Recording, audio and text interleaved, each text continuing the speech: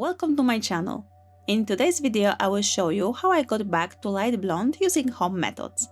I started my journey of hair lightening with beer rinses, which slightly lighten my hair but also give it an incredible shine. However, I achieved the best results using hydrogen peroxide. Many of you have asked what is the best way to apply hydrogen peroxide to your hair. For me, it is the way of using a spray bottle.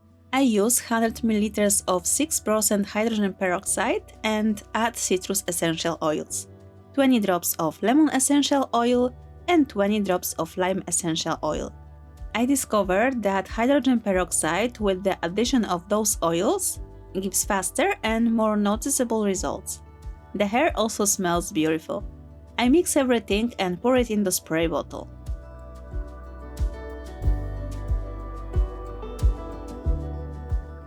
I use the spray on dry hair once a week or twice a month. This way, there is no visible roots, everything blends nicely, and the effect is very natural. For more natural effect, I apply the product only on the top layer of my hair, leaving the bottom ones darker, and a larger amount to the strands around my face and on the ends. I do not spray directly on the scalp and hair close to it to not create a sharp line when the hair grows. I apply the spray to the hair strand and rub it upwards with my hand. When I have the opportunity to spend some time in the sun, the product works faster. However, be careful with dry or damaged hair. Hydrogen peroxide and the sun can dry them even more. I use hydrogen peroxide on natural hair, and with the method I use, I haven't noticed any dryness or damage. I leave the hydrogen peroxide on my hair and do not rinse it out. I usually use it the day before washing my hair, sometimes on the same day, but I leave the product on my hair for a few hours. The effect is stronger when the product has time to work.